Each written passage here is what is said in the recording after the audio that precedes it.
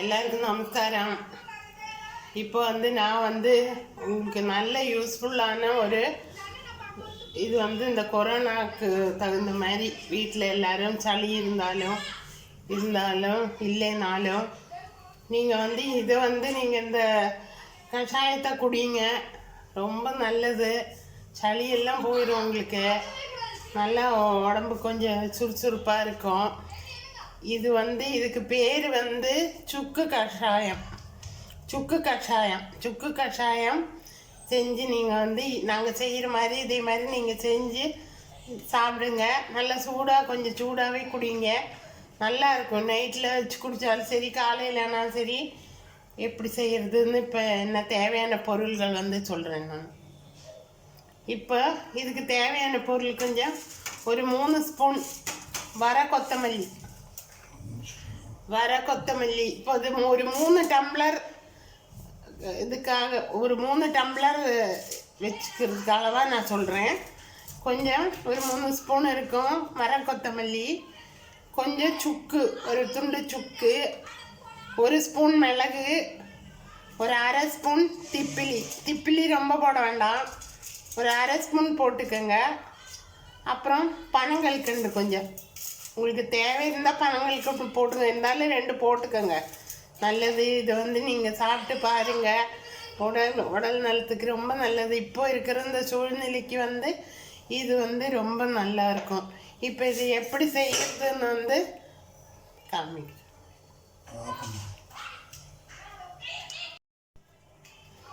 இப்போ அடுப்பு பற்ற வச்சுக்கோங்க. இப்போ ஒரு பாத்திரம் வச்சுருக்கேன். அதில் நீங்கள் 3 டம்ளர் தண்ணி அளந்து ஊற்றிக்கோங்க. 3 டம்ளர். இது நீங்கள் வீட்டில் ஒரு 4 பேர் இருந்தால் சாப்பிட்டுக்கலாம், ஒன்றும் பிரச்சனை இல்லை. இப்போ இது கொதிக்கட்டும். அதுக்குள்ளே நான் இங்கே இந்த கொத்தமல்லி தனியாக அம்மியில் வச்சு நுணுக்கியிருக்கேன்.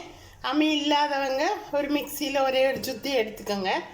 அதே மாதிரி சுக்கையும் இந்த மிளகு திப்பிலியும் எல்லாத்தையும் தனித்தனி பொடி பண்ணி வச்சுருக்கேன். இப்போ நம்ம என்ன பண்ணணும்னா தண்ணி வச்சுருக்கோம், அது கொதிக்கட்டும். அப்புறம் இந்த மல்லியை அதுக்குள்ளே போட்டு கொதிக்க வைக்கணும் ஃபஸ்ட்டு.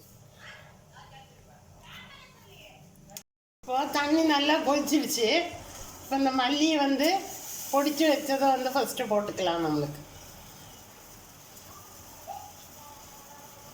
அதில் போட்டு நல்லா கொதிக்கட்டும்.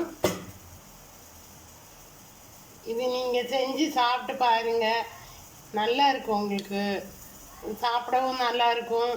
உடம்புக்கு நல்லது. உங்களுக்கு உடம்பு வலி இருந்தால் கூட போகும். நல்லா சுறுசுறுப்பாக இருக்கும். இது நீங்கள் செஞ்சு கண்டிப்பாக நீங்கள் எல்லா வீடுகள்லேயும் இது ட்ரை பண்ணுங்கள். நல்லா இருக்கும். டேஸ்ட்டாக இருக்கும். உங்களுக்கு கொஞ்சம் இது இனிப்பாக காரமாக இருக்குதுன்னாக்கா நீங்கள் கொஞ்சம் பனங்கல்கண்டு அதிகமாக போட்டுக்கோங்க. பனங்கல்கண்டு ரொம்ப நல்லது. சளியை முடிச்சிடும். உங்களுக்கு நல்லது. இப்போது அந்த மிளகும் திப்பிலியுமா போட்டது அதையும் போட்டுக்கலாம். நம்மளுக்கு அது கொதிக்கட்டும். சுக்கு பொடிச்சு வச்சுருக்கு, அதையும் போட்டுக்கலாம். இது போட்டு நல்லா கொதிக்கட்டும். எல்லாத்தையும் போட்டு நல்லா கொதிக்கணும். நல்ல மணம் வரும். உங்களுக்கு நல்ல மணமாக இருக்கும். இது சாப்பிட்றதுக்கும் நல்லா இருக்கும். 2வது உடம்புக்கு ரொம்ப நல்லது. இது ஒரு 5 நிமிஷம் இதெல்லாம் சேர்ந்து கொதிக்கணும் உங்களுக்கு. இப்போ நம்ம ஒரு தட்டை போட்டு மூடி வச்சிடலாம். ஒரு 5 மினிட்ஸ் இது கொதிக்கட்டும். എന്നിട്ട് நம்ம அதை வடிகட்டி எடுத்துக்கலாம். இப்போது ஒரு 5 நிமிஷத்துக்கு மேலே ஆச்சு. இது நல்லா கொதிக்கும் போதே உங்களுக்கு நல்ல மணமாக இருக்கும். உங்களுக்கு இப்போ நம்ம எடுத்துக்கலாம். இப்போ பாருங்கள், நல்லா கொதிச்சு இந்த மிளகு திப்பிலி சுக்கு எல்லாம் சேர்ந்து மல்லி எல்லாம் சேர்ந்து உங்களுக்கு நல்லா கொதிச்சு நல்லா அந்த மாதிரி இருக்குது. அது வந்து ஒரு அரை டம்ளர் சுருங்கி இருந்து வைங்களேன், பரவாயில்ல. இப்போ நம்ம அடுப்பை ஆஃப் பண்ணிக்கலாம். ஆஃப் பண்ணிட்டு நம்ம வந்து இப்போ வச்சுட்டு ஒரு பாத்திரத்தை வச்சுட்டு வடிகட்டிக்கலாம். இந்த ஒரு அரிப்பை எடுத்திருக்கேன். இந்த வடிகட்டிக்கலாம். நம்மளுக்கு இதெல்லாம் வந்து இருக்கும்.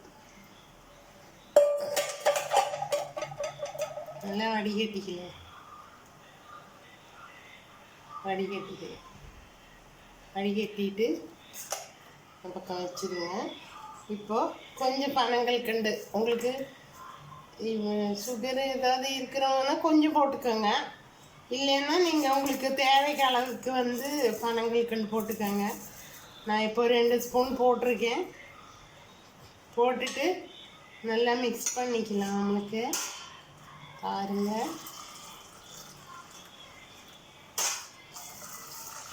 நீங்கள் எல்லாருமே ட்ரை பண்ணி நீங்கள் கண்டிப்பாக சாப்பிடுங்க. இது வந்து ரொம்ப குணமளிக்கும். உங்களுக்கு நல்ல அருமையான ஒரு கஷாயம்னு சொல்ல முடியாது, நல்லா இருக்கும். இம்யூனிட்டி பவர் உங்களுக்கு அதிகமாகும். உடம்பு வலி சளி எல்லாம் போயிடும். எல்லோரும் கண்டிப்பாக எல்லோரும் ட்ரை பண்ணுங்கள். எல்லோரும் இன்றைக்கே வீட்டில் வந்து செஞ்சு இது சாப்பிட்டு பாருங்கள். அதுக்கப்புறம் நல்லா இருக்கும். நல்லா இருந்தாலும் கொஞ்சம் காரமாக இருந்துச்சுன்னாலும் பரவாயில்ல. அது வந்து தொண்டைக்கு நல்லது தான் உங்களுக்கு. இதை அடிக்கடி நீங்கள் வாரத்தில் ஒரு நாளாவது செஞ்சு வந்து சாப்பிடுங்க. எல்லோரும் நல்லா இருங்க. அந்த ஆண்டவனை வேண்டிக்கிறேன். அடுத்த ரெசிபியோட வணக்கம்.